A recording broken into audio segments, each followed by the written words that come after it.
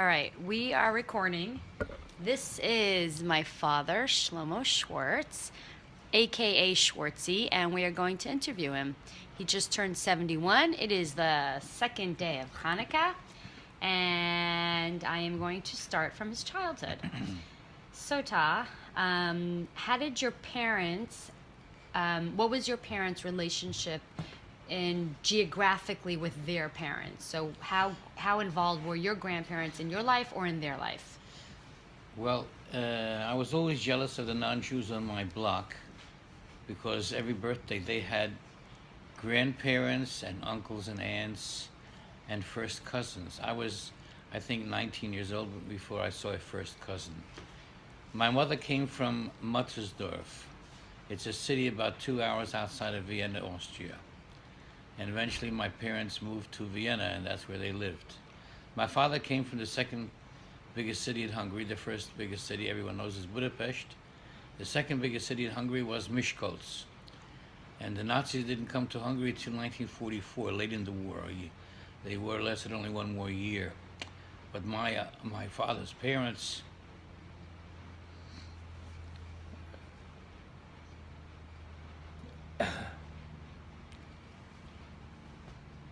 lived there. And they were shot by the Nazis. As soon as the Nazis came into Hungary, I'm named after my father's father. And my father's mother was also shot to death. My father came from 8 siblings. He had one brother left after the war. Everybody was murdered. So, that's another story for another time. Anyway, so I didn't have any from my father's side. I had no one. I had one uncle who lived in Israel, and I visited him So that many one times. brother moved to Israel. Yes, Armin Baci. Baci is Hungarian for uncle. His name was Tzvi, and he lived a long life. And the reason they say he lived a long life is he became somewhat of a Baal Tshuva. He didn't really know anything. He had no education. He took dancing lessons about that and went to yeshiva. My father, out of I think 8, 9 children, had a very good head. So they sent him to yeshiva, one less mouth to feed, and he went to yeshiva. And each one was jealous of the other one. My father was jealous of his brother Armin because he didn't get dancing lessons. And his father was a chazan, my father was a chazan, my mother's father was a chazan, a lot of cantors. So I sent him to yeshiva from 9 to 19 years old. He went to yeshiva, went to Satmar, S-A-T-M-E-R, Satamara. But they were very anti-Zionist. My father was a big Zionist, loved Israel. So he parted ways with them and always introduced himself as an ex-chassid. So I had no family from my father's side. My mother's side lived in Muttersdorf. In Jerusalem, there's like the new Muttersdorf, because it was one of 7 famous communities. The Chassam Sofer, who was one of the greatest rabbinical scholars in the last 200 years, the Rebbe, Lubavitcher Rebbe talked about him, he wrote books, etc. He was the chief rabbi of Pressburg. But before that, he was the chief rabbi of Muttersdorf. And my mother's father was the shochet of Muttersdorf. It doesn't mean he was a butcher. It means people trusted his Torah knowledge and his piety and his religiosity, that they're going to eat kosher because of him. So it was a very prestigious position, the shochet of Muttersdorf. Muttersdorf for shochet. And my father obviously was something, because Muttersdorf shochet, the youngest of his 10 children, was my mother, and he agreed to the shidduch that my mother should marry my father from Miskolc, Hungary. And he also wrote a book, Rav Shmuel Gewirtz. He was the only one who died naturally from in the hospital, because he wasn't sterilized. At that time, they didn't know about sterilization. Talking about in the 30s, etc. So my mother had 10 siblings, including herself. After the war, there were 2 brothers left. Everybody else was murdered by the Nazis. So that was Mattersdorf and Hungary. My father moved to Mattersdorf, and then they moved to Vienna, and he became a chazan in the 12th district of Vienna. Vienna was divided into districts. The Jews lived in the second district. Even after the war, they moved back to the second district. When I was in Vienna with Olivia, so the Hilton, the Vienna Hilton was in the second district, where the Jews lived, like the Pico Robertson of Vienna, as it were. But that was interesting. But my father and his family lived in the 12th district, not a Jewish area, like let's say we live here, but he was the cantor there. And it was more of a, Vienna in general was a liberal modern city. And, but this is all before I was born. I was born in 45, a year after the war, within the year after the war, a baby boomer. So, but when I was 4, both my sisters got married within a 6-month period. So I was like an only child. I was 4 years old, both my sisters were married and out of the house. And I complained to my father, I'm alone in my room. My father said, you had 2 sisters who would give anything to have their own room. And they were in the same room. My parents first came to America. They escaped Hitler in 1939 when he came to power in Europe, in Vienna, Austria. They ran away, a lot of miracles. They escaped to America, and I couldn't believe it. And where did they settle to? Eventually wound up in Atlantic City, New Jersey, where I was born and raised. But I couldn't believe it. They told me that in a country like America, every night they took turns. One of them family members, there was my father and my mother, my older sister Olga, and my next sister Greta, and my brother Sammy, may rest in peace. Every night someone else slept on the floor. They didn't have beds. They're poor like dirt. No one spoke English. And my brother Sammy was 11 years old. His experience with the war was in 1939, 1940, just before they came to America. My parents came first to make the money to send tickets for their 3 children to come to America. So that's what happened. My father said to my older sister, Olga, who was at the time 14 years old, you're in charge of your 2 siblings. She said, I'm 14. And he said, you have to do it. We're leaving to America for a year to make the money to send you boat ship passage, ship liner, and that's how they came to America. And Olga took care of them, put one here, put one by this relative, by that relative. She was terrified. She never forgot it. And so then they came to America in 1940, one of the proverbial last boats out of Europe during the Second World War.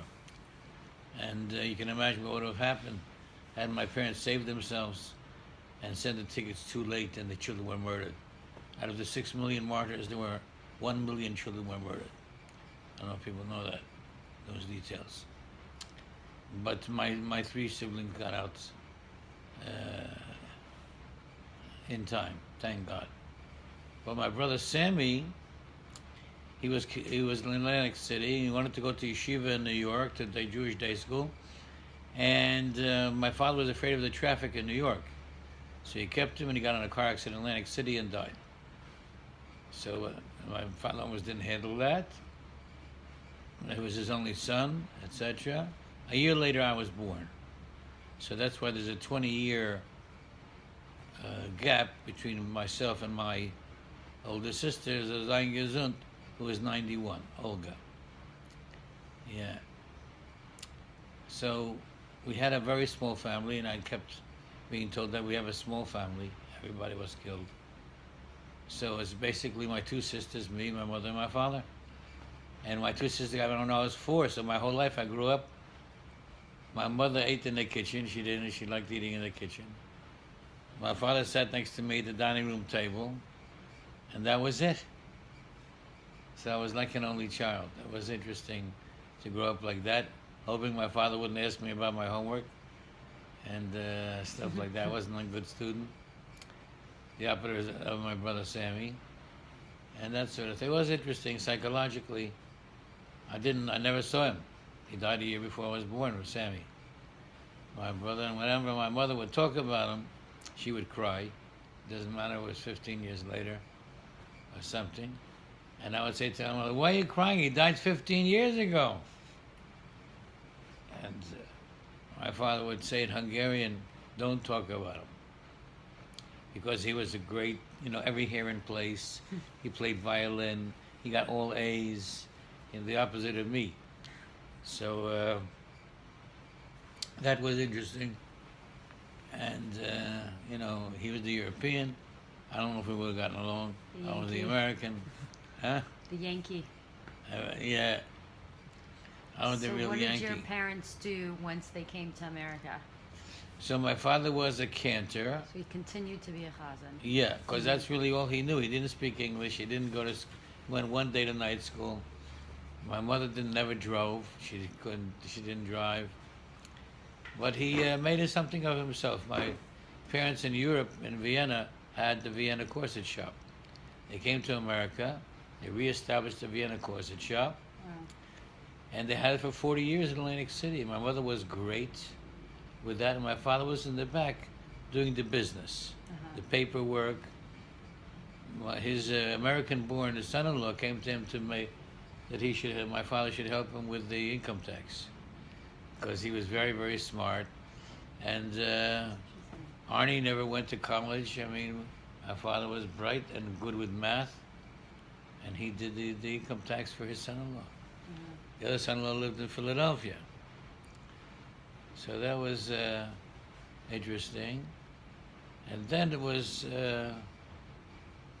my father said, 3 strikes and I'm out. And he meant that his 2 girls, they stayed at the house till they got married. They got married in their 20s.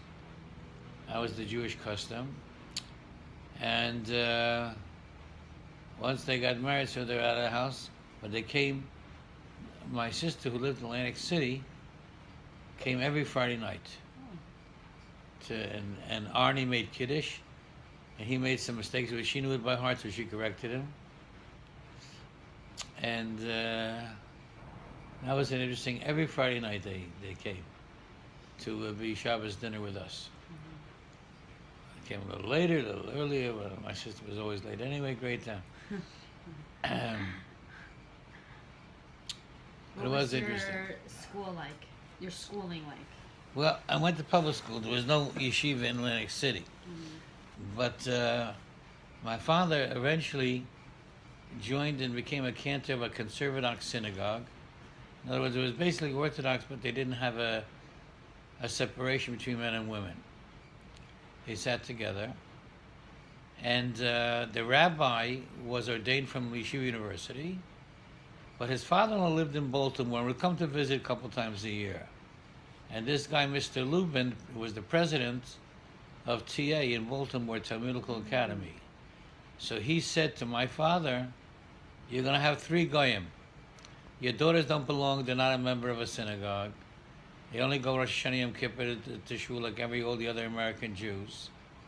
Your son is growing up like a wild weed, like a goy. What's going to be? You better send him to yeshiva. You're going to have a non-Jew for a son. Who knows who he's going to bring home?" So my father listened, and he sent me to yeshiva. I was in my teens, I believe. It was right after my bar mitzvah. Is that Baltimore Yeshiva? Yeah, TA. TA. The Talmudical Academy, Mr. William Lubin was the president of it. And his son-in-law was the rabbi, my father's rabbi, where my father was the cantor. Chelsea Hebrew Congregation. Shock coming from public school to Orthodox Yeshiva? Well, they told me I'm going to go for 4 hours away from my parents in my hometown, and I'm going to not have any parental supervision. And I'm going to be in a big city, not a little nothing town like Atlantic City. Had 35,000 people. Baltimore had like 1 million.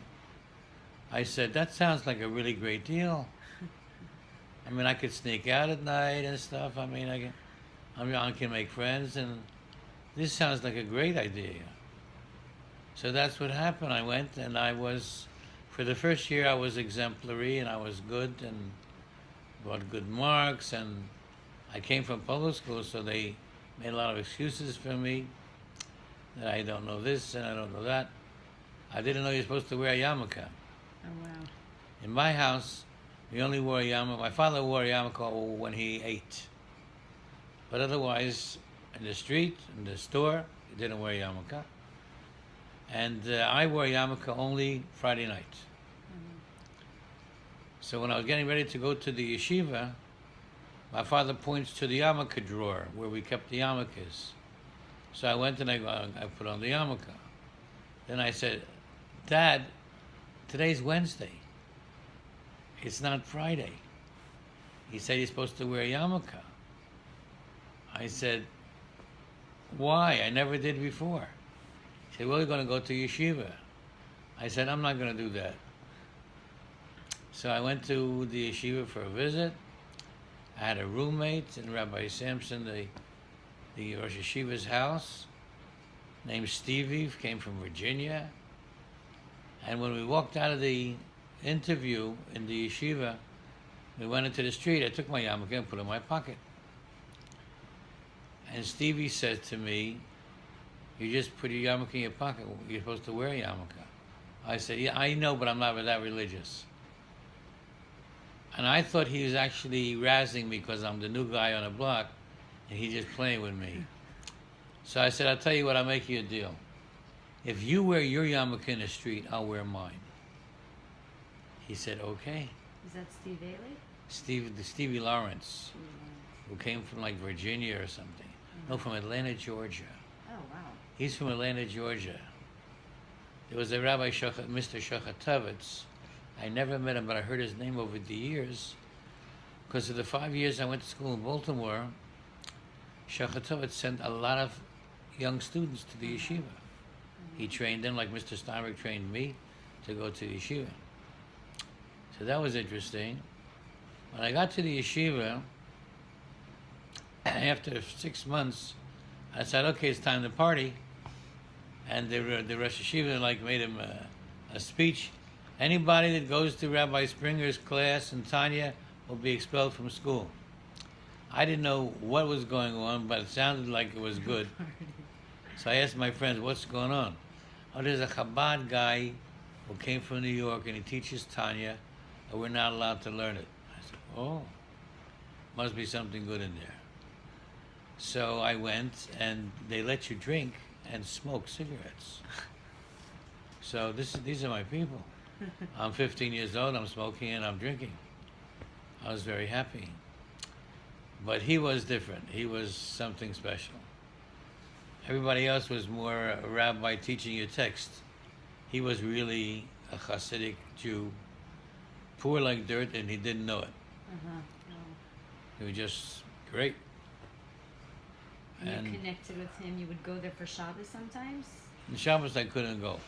But I would go to his class in Tanya and Farbrengens. He convinced me to go to New York to see the Rebbe at the Farbrengen. The first time I saw the Rebbe was him. He pushed me. How old were you? About 15. I went alone to New York. I didn't tell my parents. There was everything wrong with that. I didn't tell the yeshiva. I just cut out for 2 days. Tell them I was sick, whatever. I left Baltimore, went to New York, and it was Purim. And I went there and I thought after I saw what happened there Purim, these are my people. They got drunk off their minds, screaming, yelling, I'll take this shit and shove it up your ass. I mean, these are my people. And you watched the Rebbe Farbreng? Yeah, but I didn't understand anything. I didn't understand Yiddish. And the Farbreng was for hours and hours in Yiddish. I saw something's different about him. He's something, and there's like over 1,000 people listening to every word he's saying. So that was very moving. I don't know, something's going on. I don't know what's going on, but something's definitely going on here. And the truth is, I walked outside, there's a bunch of gorgeous girls my age. I mean, like 16, 17, whatever. And they're all Chabad. I thought, yeah, I think I could live here. I mean, everything is like, and they're very clannish. they give each other jobs, and they're very, together like a tribe. Right. Take care So of I each other. thought, you know what? If my father kicks me out of the house, which I was close to a few times, I could hang out here. I bet you they take me in. And that's kind of what happened. What happened after high school? So after high school, in my high school, there was like 32 graduating in the graduating high school class. 11 of us went to YU. They called us the Baltimoreans. I was with a group of guys who played poker till the sun came up, and then we went to sleep. We played almost every night. I was While a good. you were in YU? Oh yeah, Oh, wow. I was a good poker player. People would invest money with me, and we'd play cards till the sun came up, like 7 o'clock in the morning, and then go to sleep. And during the daytime, we got up early enough. We went to Greenwich Village. It was before the hippies. It was beatniks, pre-hippies. And then what'd you do after YU? So we went. I went back and forth. Sometimes I'd go to Greenwich Village, and Shabbos Tzavochem I'd go to 770 because there was a Farbrengen, for sure. Even though I didn't understand it, I like to watch the scene and the way the Rebbe conducted himself. Like he was into saying l'chaim and maintaining eye contact. He was into eye contact. L'chaim, l'chaim. I did it a few times, and you could see the way he moved his head. He meant you, l'chaim. So that was very special. Is that when you met the Baumgartens, the Deitches?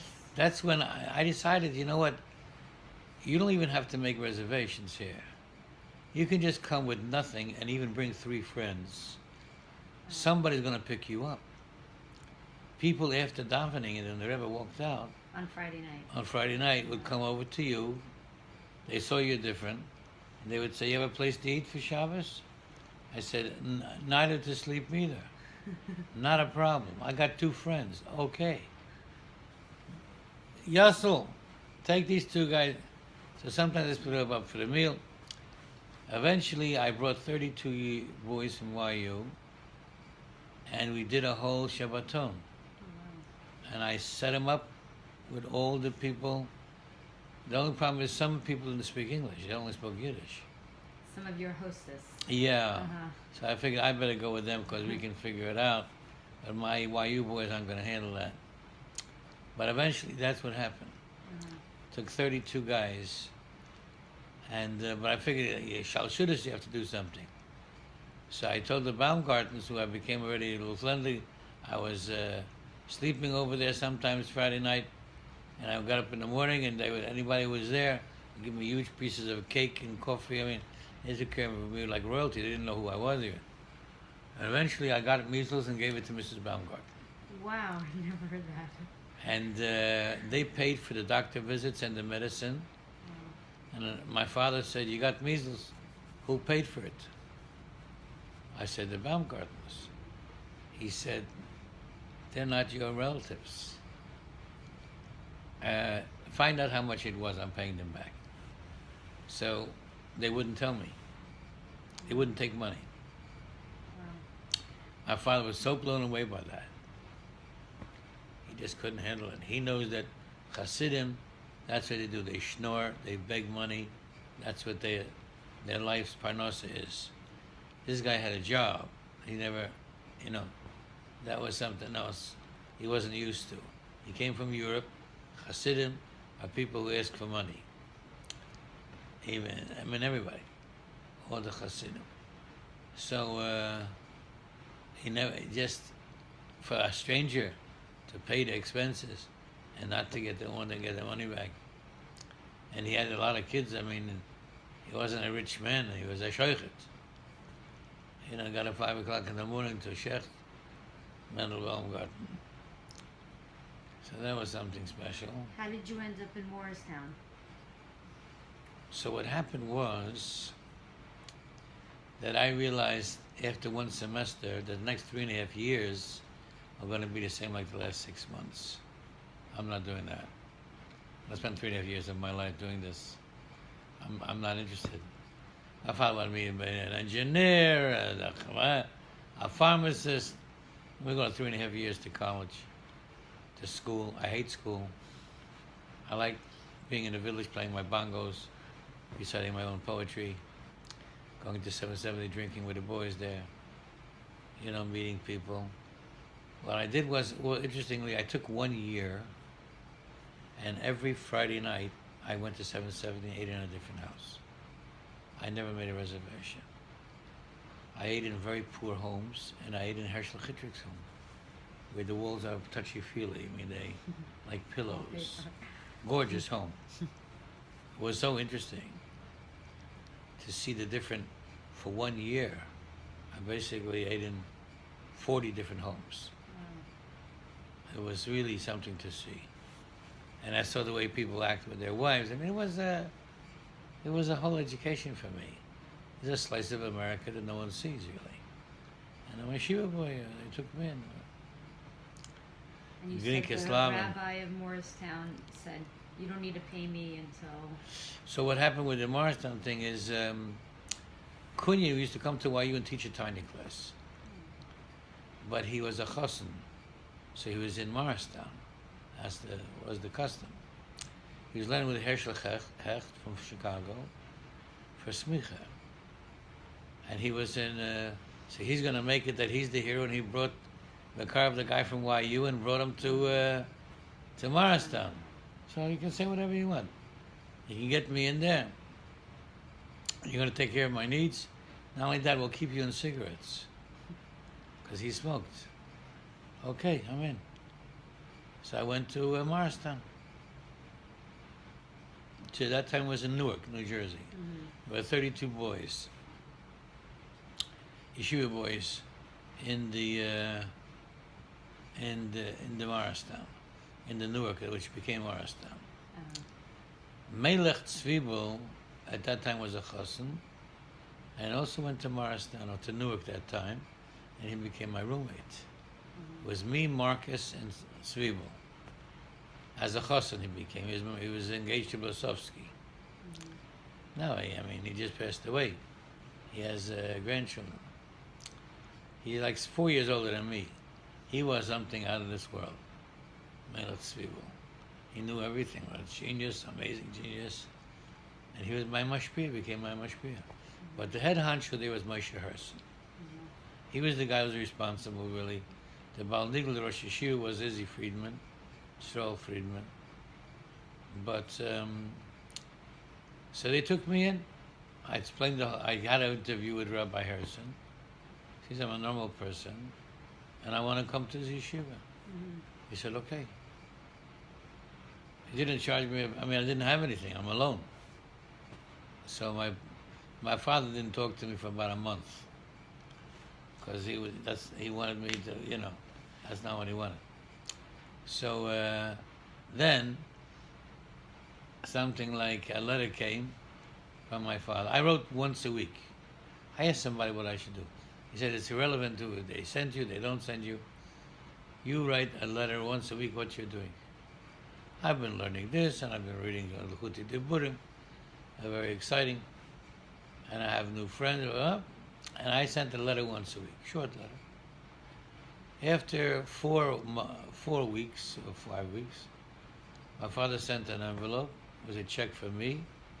I don't know if it's a check for the yeshiva or he sent himself. But he said, we disagree with what you're doing, but now that you're there, don't waste your time. Study and get an education. And he sent my check for $25. That time was a lot of money. Spending money. Yeah, it's a lot of money. So I had money. So that was interesting. And that's the way, so I kept writing letters, and that's it. Give me the Kleenex. You can stop.